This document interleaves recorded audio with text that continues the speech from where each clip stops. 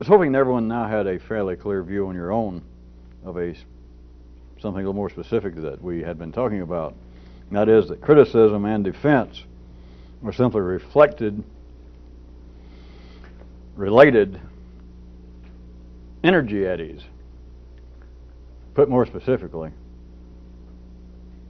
defense is criticism in reverse. And what this has to do with, energy-wise, of course we're going to end up talking about it by words, and so for those of limited intellectual disposition, you could have the tendency to think of this as being psychological, but that sure is a shame. You should be watching the Anti-Home Shopping Network. But at any rate, I know it sounds like it. It sounds like it, but remember we're talking about something behind this. We're talking about something behind the words. But take it very specific into that one song that everyone sings. Let me tell you what kind of guy I am. Which is I think where Jacques or whoever it was stole the idea from me and wrote that other cheap version of what kind of fool am I. They had better publishers or better publishing company, and they made the big bucks. But the real song is, let me tell you what kind of guy I am.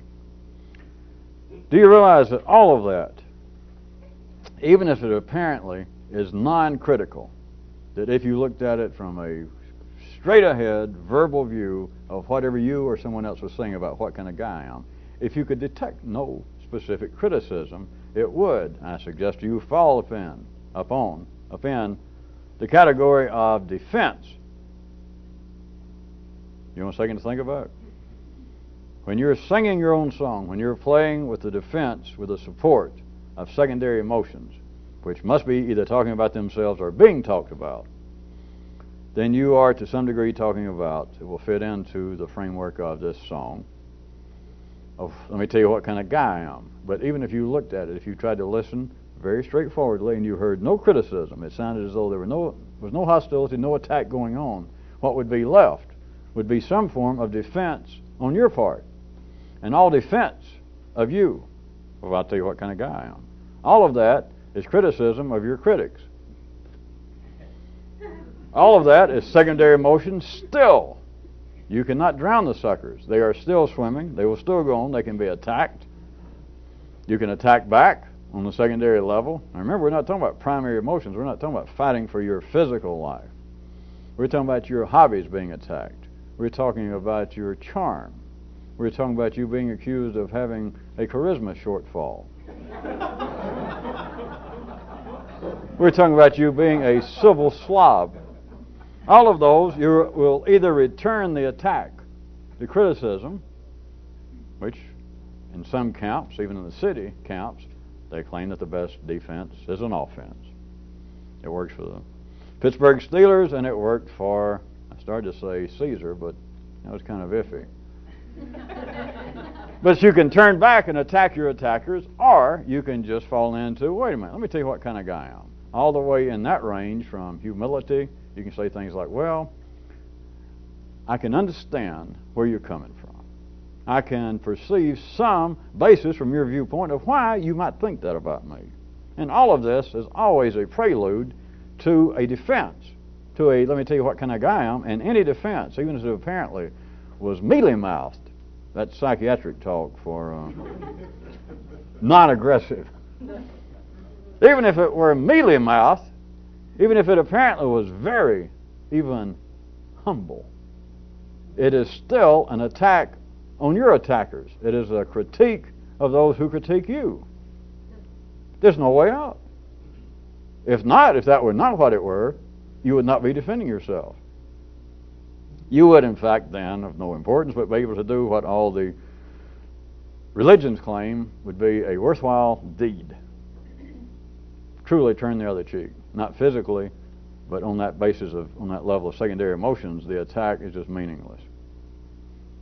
Which nothing is meaningless, but it is suggesting that the person involved that might be able to do this understands the nature of energy transfer and understand that life is not to be taken personally on the secondary level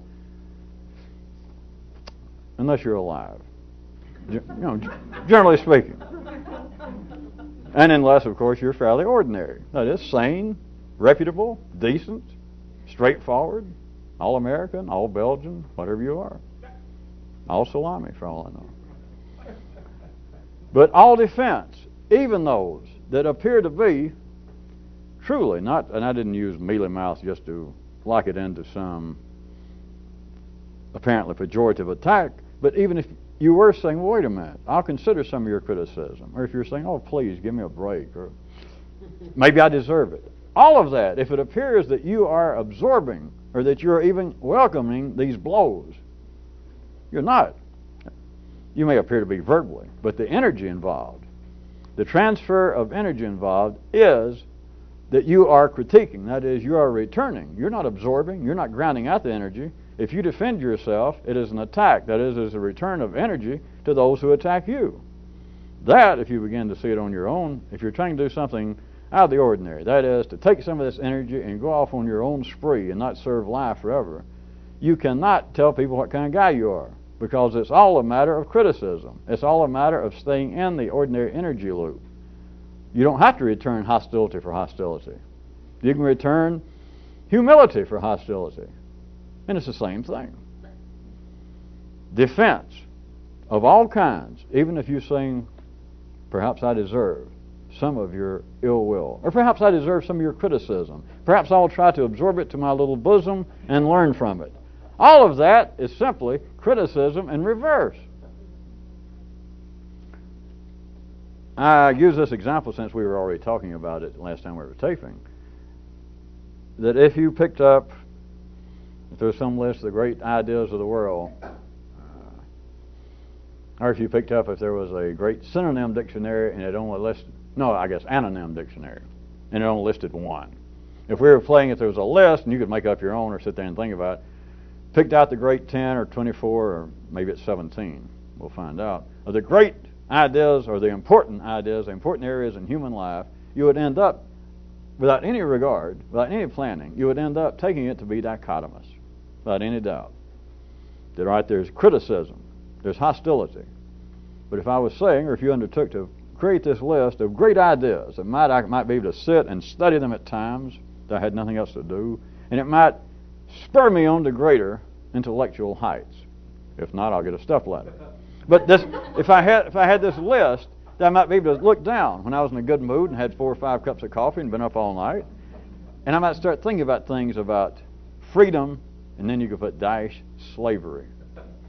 And you can sit there and you can think about the notions of freedom, intellectual freedom, political freedom, and then you think about slavery. Slavery actually living under the bonds and chains of a tyrannical government, or living within the strangling confines of a limited spiritual or intellectual outlook.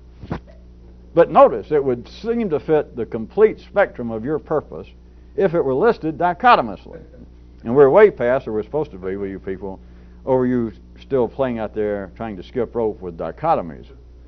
But, and don't just dismiss and say, well, by now I've got my own view, or I'm beginning to see that the whole idea of right and wrong or up and down, it's questionable. You got to get beyond questionable. They are reflections. They are related energy eddies.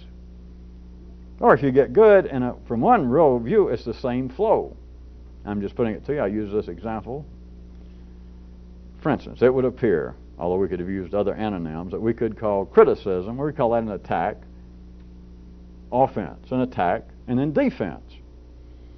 But criticism is some form of attack. It certainly does not have to be in the city at the secondary level. It certainly does not have to be a physical attack upon your person, as they say in the law. But it is an attack. All criticism is an attack. So what would be its corollary? What would be its related idea that if you were going to sit around and be a philosopher and try and think upon weighty ideas, you wouldn't want to think of just criticism. You would also want to think on defense. Even the world of literature is not just taken up by remembered works of criticism.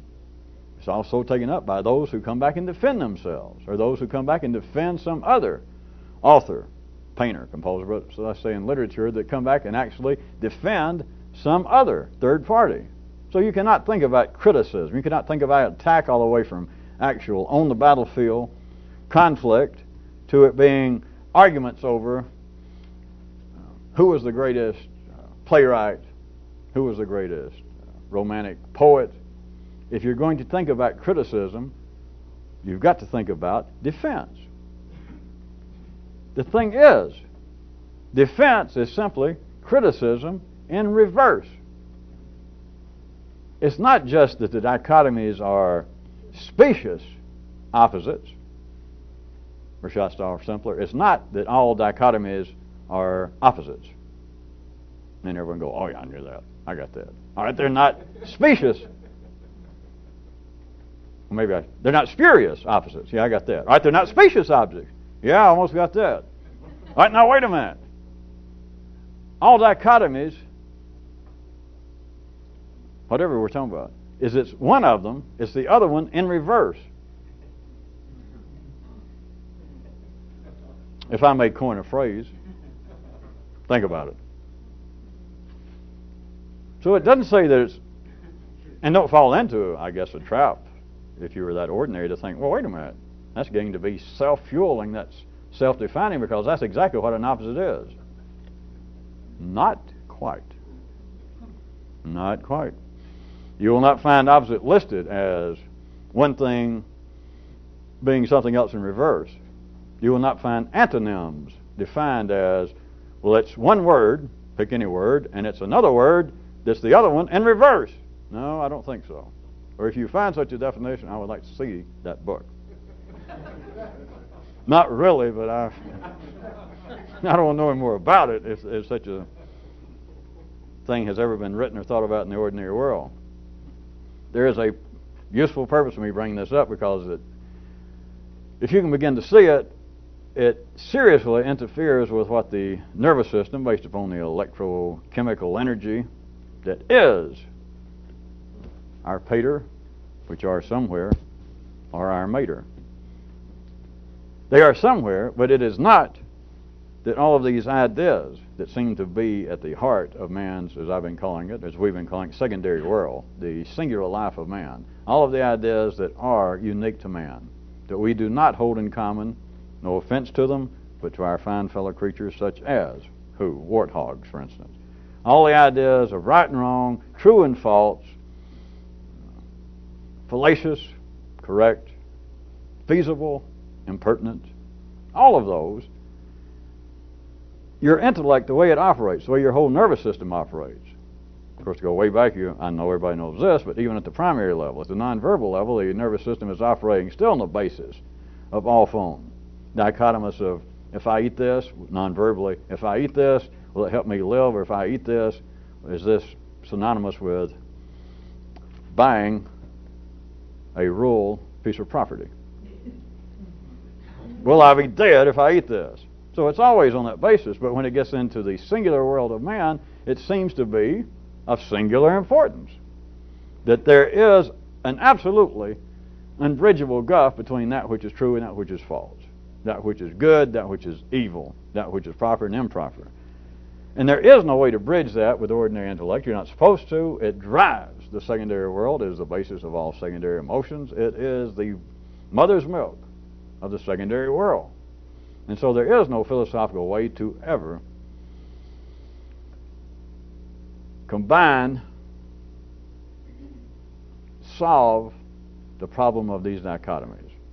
And you should know that by now. You do not have to go back, surely, and refer to Aristotle or Plato or Russell or anybody else. They simply cannot be answered, because it would be a short-circuiting of the nervous system.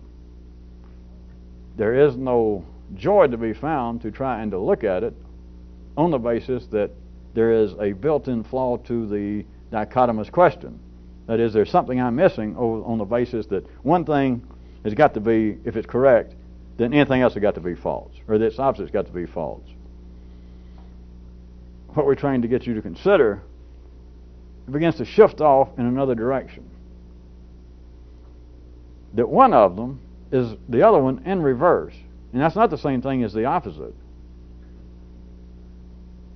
It's not. Oh, it could sound like it. but it's not.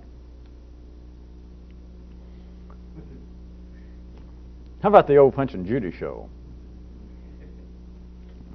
Punch and Judy. It's like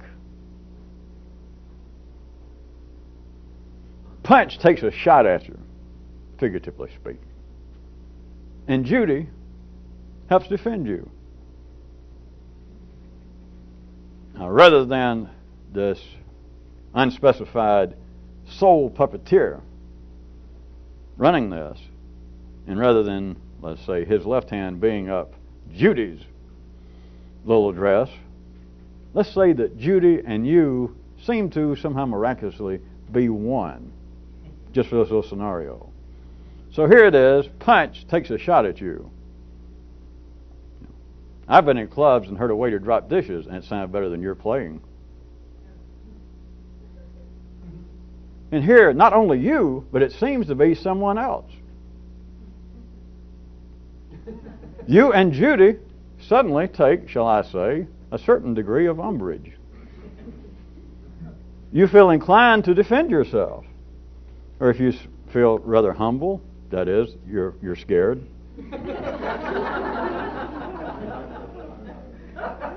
Well, I'm trying to get it so maybe you look blank that there's somebody else with you.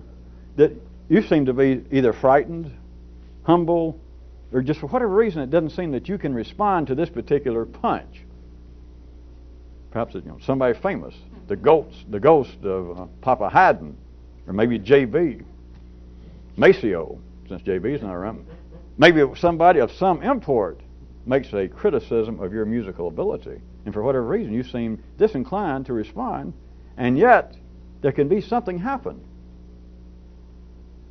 A Judy, such as, you might say, well, who am I to say a man of your caliber is incorrect, criticizing my playing, at least in your particular area? Did I note for you that I won the Young Jazz Musicians Award for the Northeastern Territory of the International High School Jazz Association that was held last year in Davenport, Iowa? I mean, or you might just accidentally pull your lapel back and there's that little medal showing that you came in first or second. That's still not clear enough? Even, let me put it to you this way, when I say punch, that is, somewhere in life, somebody takes a shot at you. It happens all the time. You're criticized for something. Of course, those of you who are good, you don't have to really look out for a punch. You got Punch and Judy lying, not like asps, but like themselves in your bosom, clutched to you. You were born with them, like the hairs on your chest.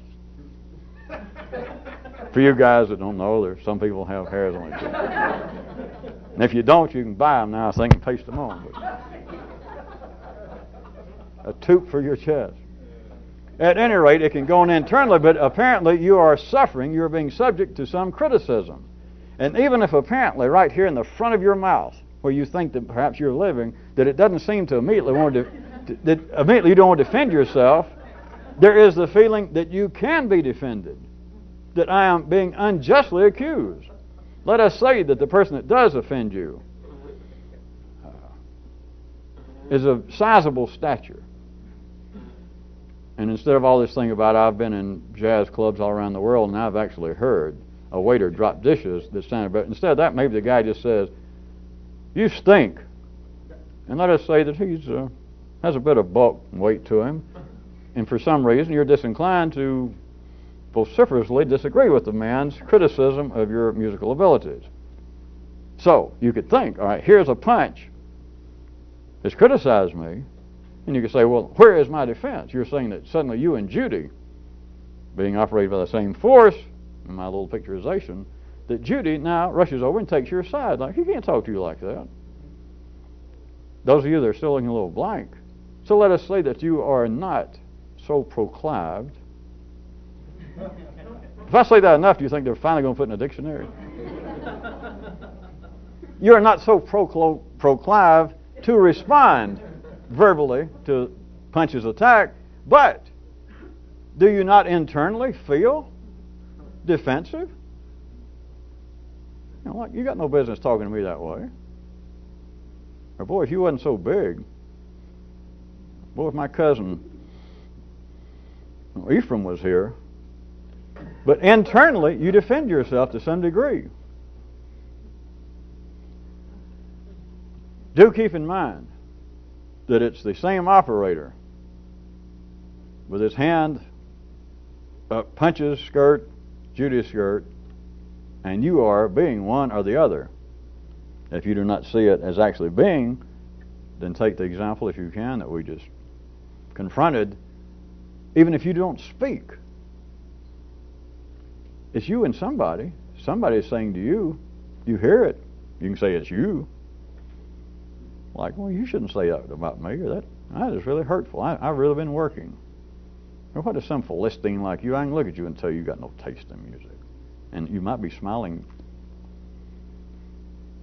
but there is a dual conversation going on, and you seem, once you see it, you can see yourself as being almost a semi-bystander to it. Now, there can be times, of course, I'll repeat, that you might actually lash back, that you return criticism for criticism, you return offense for offense. But if you don't, if you apparently are accepting it, even defending yourself, either one's the same thing. You are actually in the same kind of energy loop as the criticism originally. It is just reversed.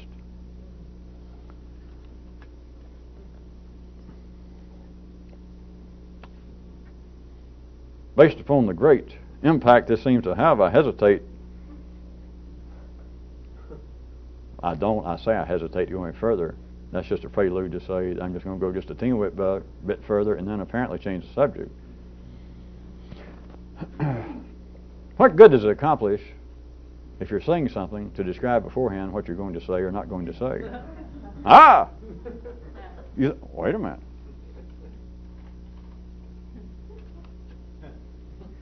Look at the news media. I learned my lessons well. Keep saying what's coming up next, and it cuts down on what has to come up next.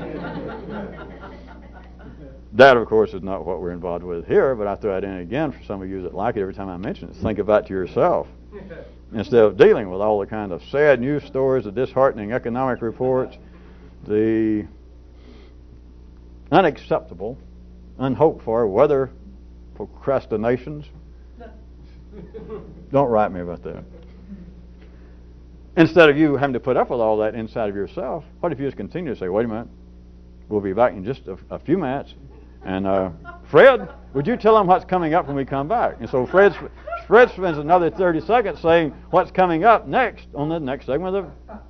That's another 30 seconds that you don't have to report in and use. Well, you should learn from it. I know I did. Back to where we were. I was going to give you one more little one.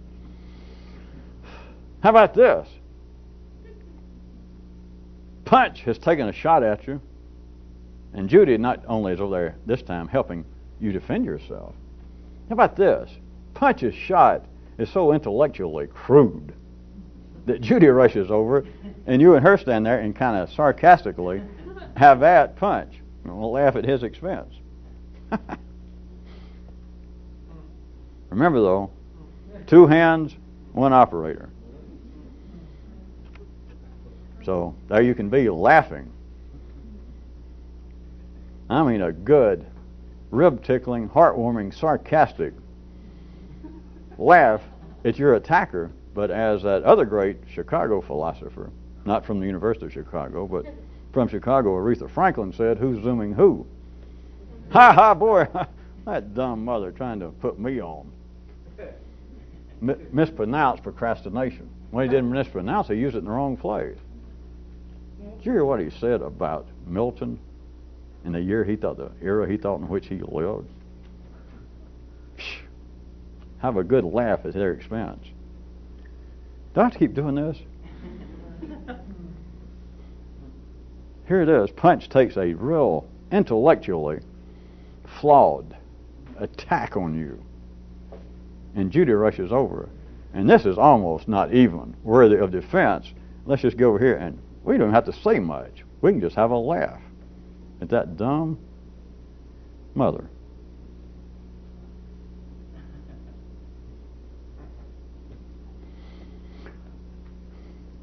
That still has to do with what we were talking about of defense, which sarcasm is.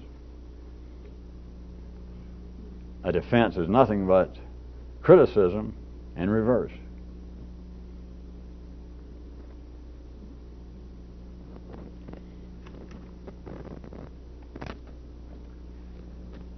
If you still don't get the Punch and Judy, I will drop this paragraph by pointing this out, since we're talking about laughter. If there is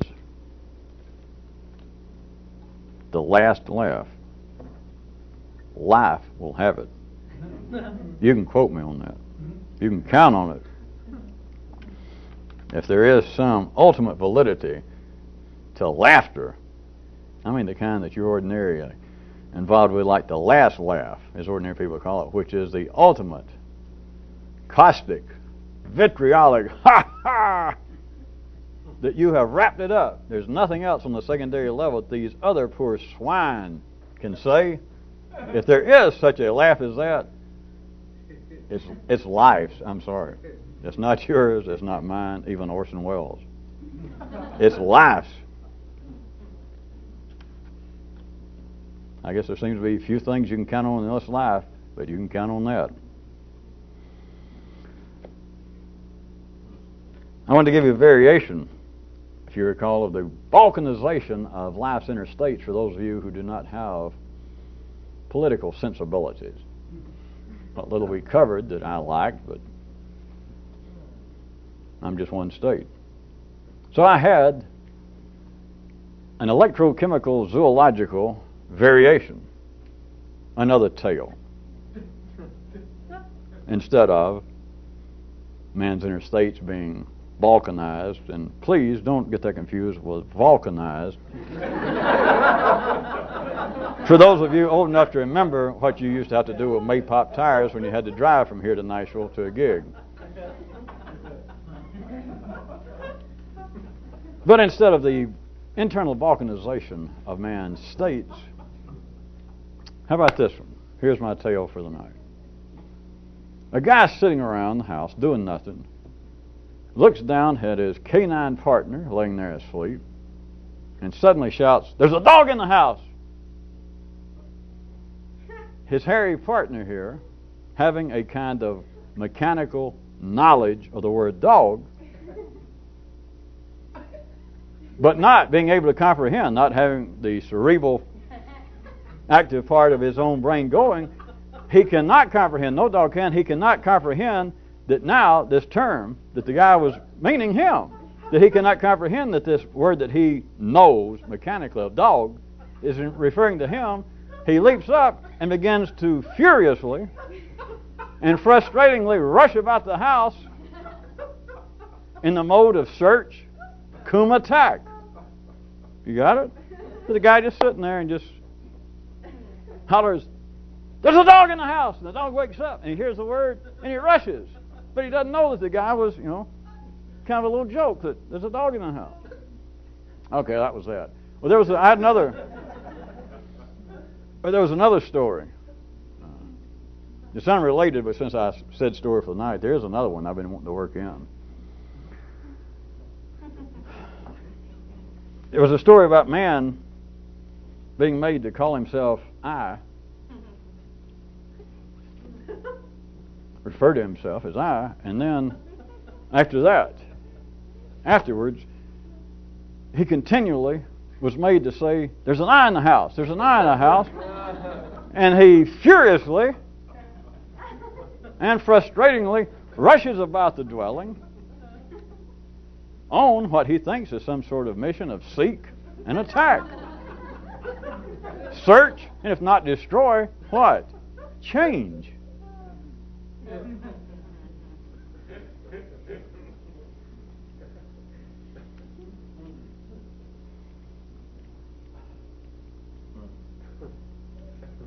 I hope you didn't get the stories in any way confused. But would you not have to agree that there is some immediate feeling of validity that it's almost as though internally, what people think of as their personality, but I would suggest to you to try to look behind it as the run of energy the electrochemical energy running right into your brain that is your brain. Without it, you've got no intellect. Without it, you have no personality. And this word, not in some way that the word is despicable or that it's so vain that religions, but the whole idea of I, that there's something to call yourself. It just happens to be I in English. But the whole idea that there is this continual voice. Sometimes you may think it's you. You've never analyzed it in this way. But now if I point it out to you, sometimes apparently even internally to you, there's a Punch or a Judy even saying it, which is not dissimilar. Oh, I hate to confuse you, but what was that other story? The guy and the dog. Of like that almost they're in the same house, but it's like two different creatures, right? It's the guy and the dog, and the guy says to the dog just laying there snoozing, mind his own business. The guy suddenly hollers, "There's a dog in the house!" The dog where runs, right? I hate to confuse it because I know I'm really stretching to come up with any kind of connection between the two. But consider now that which houses your nervous system to be the dwelling of you, and there's voices that at times go, "There's an eye in the house." Now, it doesn't necessarily say that, but it says such things as, "I don't have to put up with that crap." I guess maybe a form of defense, might I say. Or maybe you're saying, "I can't stand somebody that acts like that." Criticism, criticism, that kind of thing. But then, the creature that seems to be responding, those bundles of neurons in you that seem to be responding, such as a dog, just another creature in you, they seem to get involved. If you were asked about it later, and they tried to analyze it, they would seem to be more captivated by the essence of what seems to be the criticism. That is the end of the sentence. That is, "Hey, I don't have to put up with that kind of crap." If you said, "Boy, that sounds like a pretty heavy sentence. Why did you say it?" "What's that kind of crap? That same kind of stuff. People always give me trouble about that." So the whole sentence says, "I don't have to put up with that crap." All right, if we were going to play some kind of strange rhetorical linguistic games, which part of the sentence is the most important? I know you had to put it all to make sense, but which, relatively speaking, would have to be the last part, about the crap. Nobody would look at the first part of, "I'm not going to put up with that crap." And if you say, "Well, who's not?" "Well, I'm not." I suggest to you, without people knowing it, there is a similar situation that the nervous system is continually made, and it sounds as though this is verbal, but it's a matter of energy, ebbs and flows, of I, that is, there's an I in my house, and this I is not going to put up with this crowd. And I suggest to you there is a run of energy, not too dissimilar to a dog running around the house. It knows that word means something. Dog, dog. If you're out by itself, you and the dog are outside, and you look over, you can holler, "A dog!" And your dog goes, "Yeah." And it mechanically knows. From the sound, it associates it with a dog. But then sitting there in the confines that there is no third entity, there is no other energy conduit and transfer unit, to wit, another dog. It's you and the dog there in the dwelling, just Punch and Judy. And suddenly Judy hollers, "There's a Punch in the house." And Punch just, where? But if you ask it later, "What are you doing?" "Well, I was looking for something." But do you see any importance that as soon as it was hollered, "There's an I in the house," or as soon as the energy makes you go, "I am not going to put up with that crap"? That the important part is the end of the sentence, the pointing. I'm not going to put up with that crap. And it's like your dog looks, "Yeah, where? And they'll never look at the I part. It's, "I am not going to put up with that crap." And everybody goes, "Yeah." But nobody ever looks this way. Nobody ever questions, "Who is it saying I?" Well, what kind of dumbass question is that? It's I saying I. I'm not deranged. I'm not insane. I'm not multiple personalities. I'm just an average guy, so don't give me that kind of dumb question. I mean, is it a trick? I said, "I'm not going to put up with this crowd." And you ask me, "What I?" It's me. This guy's been giving me trouble for years. Is this some kind of psychological trick question? Well, you must know by now where it goes. The ordinary nervous system cannot find any use for pondering such a question. It's almost impossible. But the best they can come up with is think, well, this is some kind of psychological gambit you're trying to play. Wait a minute, are we on cerebral candid camera? And what are you doing? I said that I'm not going to put up with this crap. Are you saying that I don't have a right to defend myself? And I say, no, I'm asking, what does I, the first part of the sentence, what does I mean? I means me. I'm the one being attacked. I don't have to put up with it. It has no basis. If it ever did, he's worn out his welcome. He keeps on. I don't have to put up with this. You cannot get anybody's ordinary nervous system to look at the first part of the sentence. That is, to holler, there's an I in the house. The I will run like a dog. Where? Wherever it is pointed to. I'm not going to put up with this crowd. Right. And if you say, wait a minute, what do you mean I'm not going to put up with this crowd? I'm not going to put up with this crowd. That's what I mean. Now, change the emphasis. Not, I'm not going to put up with this crowd. Change it to, and here's what I want you to ask. Say, I'm playing with ordinary intellect. And I say, no, go, I'm not going to put up with this crowd. Okay? And he goes, all right, I got that. All right, now, isn't it worth some investigation? What is this first part of the, I'm not going to put up with this crowd? Which is why I said, I'm not going to put up with this crowd. All right, what if you cut off the last part of the sentence and just keep narrowing it down to, I'm not going to put, okay? All right, how about I'm not going to, okay? How about I'm not, okay? How about I? What the hell you mean? You holler, I'm not going to, and you point. That is, the nervous system is running energy apparently aimed at something, such as learning how to cope with heartache, learning how to cope with an unfeeling, uncaring family. Now, I point out this kind of stuff I was suggesting is not how to cope with anything. It's to find out you don't have to cope. Oh, sure, you got to cope, except you don't have to. Have any of you, to the point that sometimes late at night you do believe you hear the sound of people dancing from the floor above? It's only down here that you got to put up with the crap that's down here. That you got to cope with it. That sounds suspiciously like someone trying to leave their problems, such as if you just avoid them, that some way they'll go away. Oh, I know. You caught me again.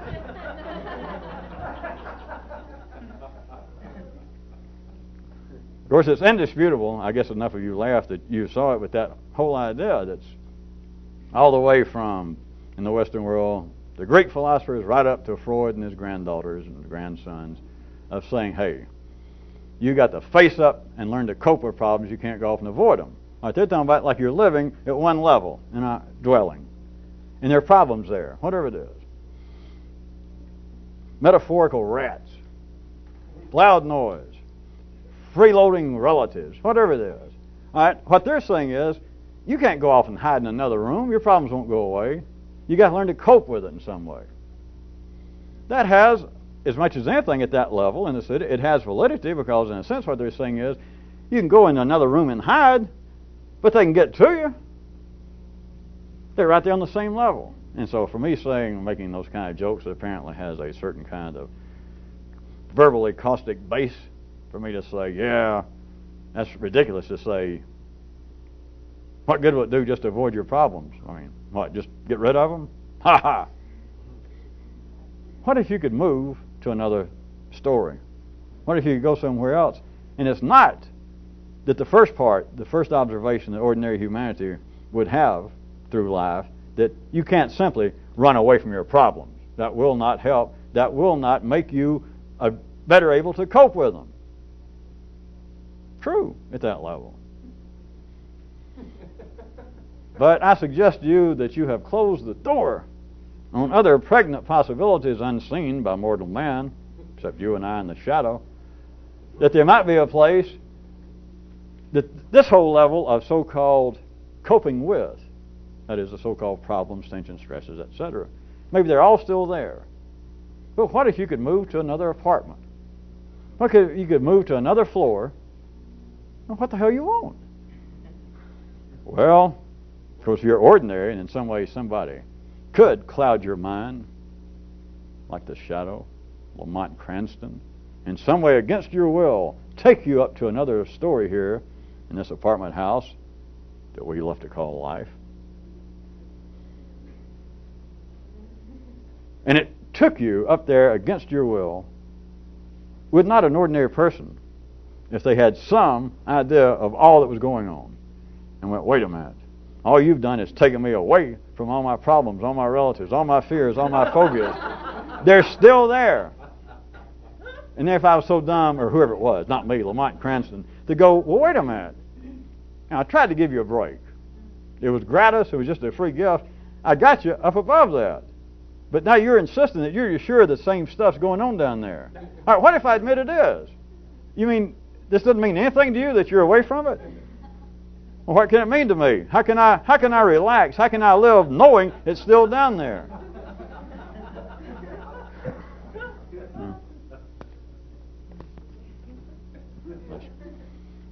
When I'm God, I'll admit it. You got me. I don't know.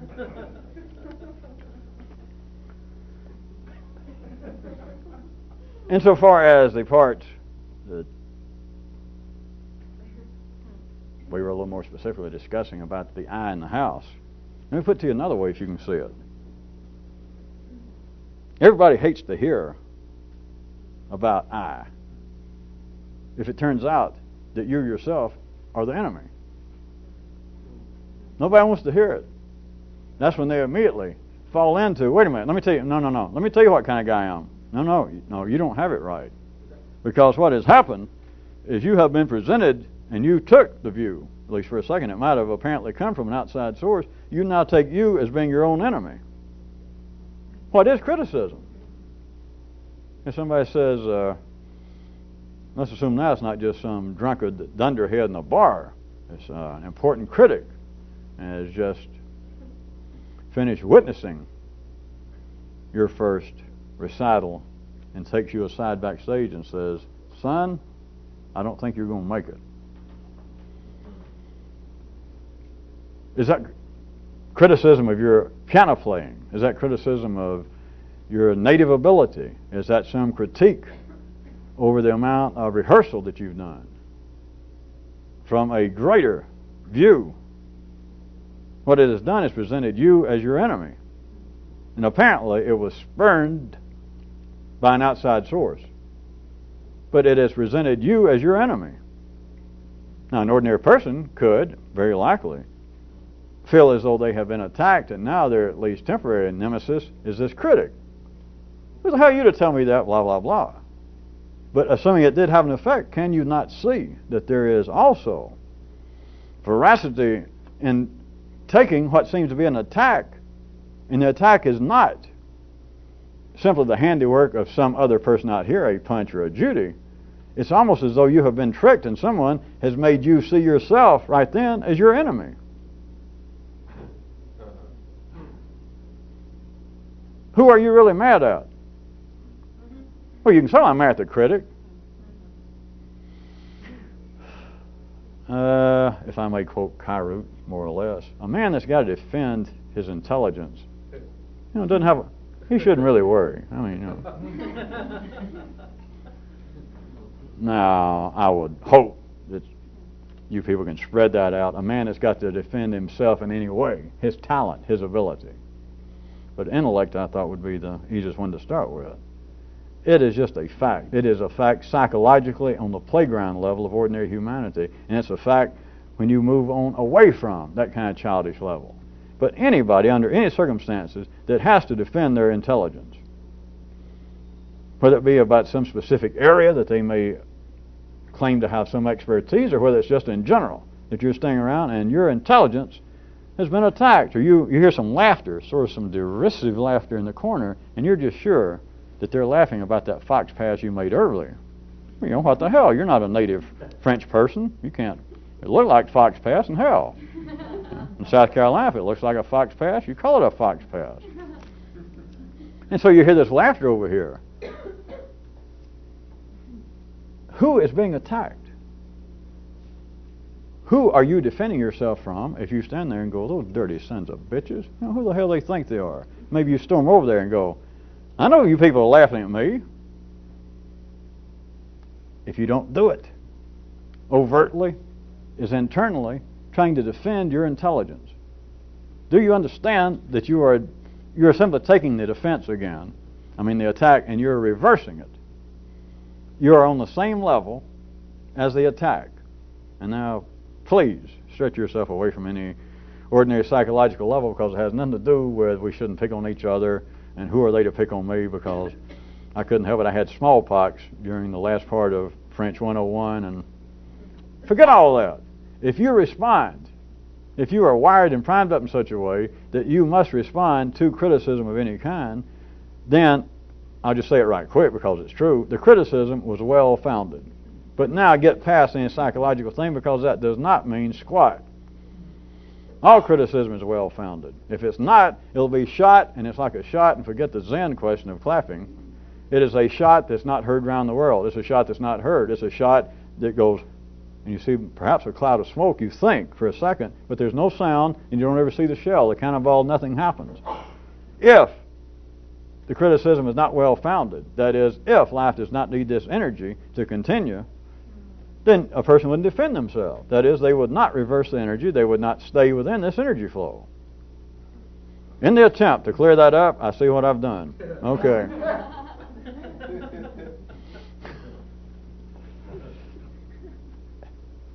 Anybody that takes any criticism as being either well-founded or ill-founded, do you understand that it was well-founded? That is, not the criticism, but life needed that energy.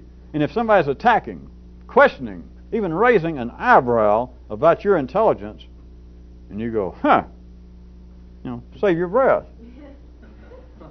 All right. If I was really trying to be more than, I'd say a man that's got to defend his own intelligence, I ain't got that much to defend, which is a fact. Because if you've got to defend either your intelligence, your talent, your life, you're on the same level as that which apparently is attacking you, which you're supposed to be. But your defense has not raised the stakes. Your defense has not helped you, which you should know even at the ordinary level. Defending yourself, I'll still give credit to Brother Harrison. You're just playing with the ultimate tar baby. You're at the same level. You're trying to beat up that which attacks you, and all you're doing, you're just dancing faster and faster. If you don't like dancing with a tar baby, those of you who don't know the story, you're dancing with it. And you try to get through and think, well, I don't like this step. Well, try and get it away from you.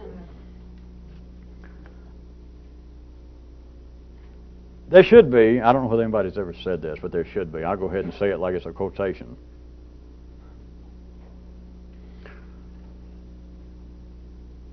The enemy's imagination is the warrior's best weapon. Surely to God, somebody has said that, I'm sure. As far as I know, they haven't, but I know somebody has. And that could be put in some sort of book on warfare and all that. But do you hear the real implication compared or in connection with what we're talking about now? Is that which would seem to be your opposition, that source that seems to be critical of you. Your best weapon should be its imagination. All right, jump back real quick to material world. Under many, many conditions, two armies, and they're separated by a hill, and they're reconnoitering as best they can, and slipping over and spying, trying to encourage fifth column work. Still, from one quite real view, any army or any warrior's best weapon, very likely, is the opponent's imagination. Them sitting on the other side of the hill, and the general has got all these reports coming. They say, well, he's only got X number of thousands of troops, and we've seen a whole bunch of his cannons look like last year's model. You know, one or two of them looks like Edsels. You know, they never. But he hears all this, and he thinks, okay. And so he may get ready to attack. But it's always like, Jesus, the stories I've heard about that general. Or wait a minute, if it was so easy for our men to go over there and see that, they wanted them to see that. In other words, your imagination, your fear, from one quite real view, should be any army or any warrior's actual best weapon. Could you, by any chance, apply that to your own ideas that seem to be you and somebody else dwelling in you, all voices of attack? Now, forget all this out here, because that's always simply a reflection, no matter what it is, whether it's somebody attacking you, whether it's the institution of sociology, whether it's barbed wire. All of that exists within man's nervous system. And of course it exists somewhere else first, but the pair of them right now on this level is a man's nervous system, or it would have never ended up out there, whatever the hell it is. Whatever the hell it is, whether it is the pollution of the environment or whether it is the ecological movement. That is simply a building up. It is a manifestation of the plans that was in man's own genetic structures, and specifically here, in what I've been referring to as the secondary world. So on that same basis, what it seems to be your attackers, what seems to be one's tormentors, what seems to be one's critics. Obviously, they do exist out there, but that's nothing. The original pattern is in you. And I don't mean you personally, and I don't mean you because of some psychological quirk and some childhood trauma. It's in you, everybody. So if you see that, then you've got to see all of your criticism, all of your tormentors, all of your attackers, all would-be opponents are here. It's not psychological. I'm not being metaphorical. Unless that's all you can hear, and you think, oh, I hear what you mean, that psychologically we're our own worst enemy. You know, you're your only enemy, except you're not an enemy. But where we were before you, either we run out of tape or you run out of brain road and run in a ditch. Could you see these voices in you, the Punch and Judy, the actual voices of condemnation, the voices of the dog, the sounds of the dog rushing around furiously and frustratingly looking? Where's the dog? Where's the dog? Where's the eye? Where's the eye in here? Seeking not only the eye, the dog, but it is a search cum attack. Because to find the eye, it's going to be attacked. And by attack, you should read attempted change. Why else would anybody want to find their eye? Why does anybody apparently pursue all this great, or the great dictum of know thyself? For what reason? So you can change. Oh, sure, I knew that. Doctor. What if you could take what I said, knowing you lost your place, but here we go, that the enemy's imagination should be the warrior's, or could be the warrior's best weapon. What if you could apply that all internally, and you could frighten these very voices, that is, these very energy flows flowing through everybody that seem always lurking either around the corner, just over the hill, but you know they're there. It's always. You hear these noises, and it's not from the people dancing upstairs. You think it's at your same floor. It's rats. It's would-be assassins. It's thieves. And worse than all of that, there are people right there that's going to criticize me. What if you could take, because it's true enough out here in the world, some of you heard it just a few minutes ago, that they're historical, just ordinary historical reports will support what I'm telling you, that many wars, balance of powers changed during wars and plannings for wars on the basis that one side was just taken over by fear, whether it be well-founded or not according to history, fear about the potential, about the strength, the cunning of the opposition. Just their fear rendered them impotent. They couldn't move. Not lack of ordinances, not lack of ability, not lack of manpower. Fear stopped them. And it could have been completely ill-founded. It could be like an aggressive form of the Potemkin village, or holding up paintings of other warriors. And you got 500 warriors out here, and each one of them has got two, so they got 1,500 warriors now holding up. And you're so far off you look, and you think, Jesus, you guys told me they didn't have but 400 or 500 people. There must be close to 2,000 mothers out there. All they got to do is imagine it internally. Does anybody see any possibility of turning this on your own tormentors, on your own threatened foes? Which, I repeat one more time, do not look for demons, do not look for traumas, do not look for unconscious bruises on your psyche. It's voices, it's energy. But what if you could frighten them through their own imagination? You don't have to do much. If you think you do, look at it, reverse it. How much do they have to do to scare the bejesus out of you? Well, all right, they got to get up in the morning, right? That's about it. You mean for 40 years, 22 years, you fill in the blank, I have been threatened by a phantom force? Well, Not phantom necessarily. How about Punch and Judy? I'm being attacked. Yes, and I will defend myself.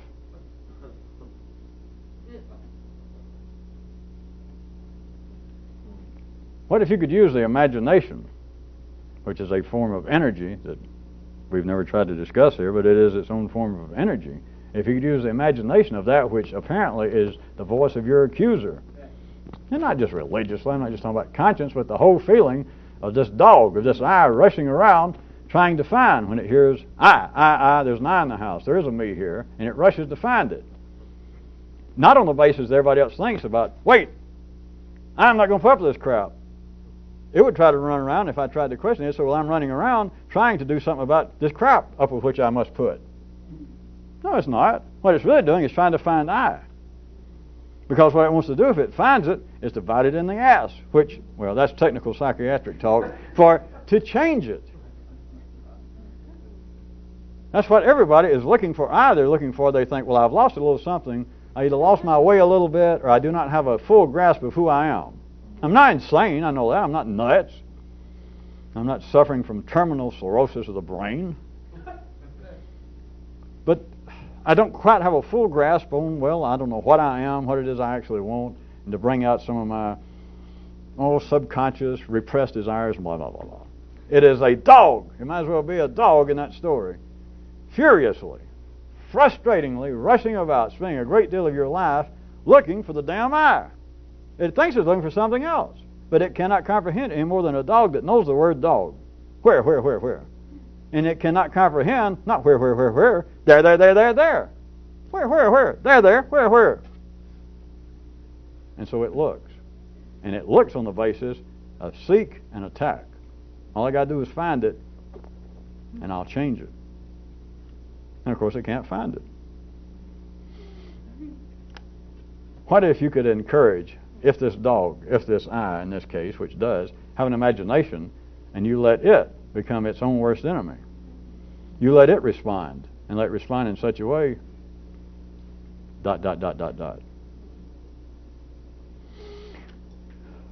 30 seconds. How about this? Let's end with a question, a rhetorical question. Since we've been talking about this, if words actually were separate, sentient, living entities on their own, I have a question. What might they look like?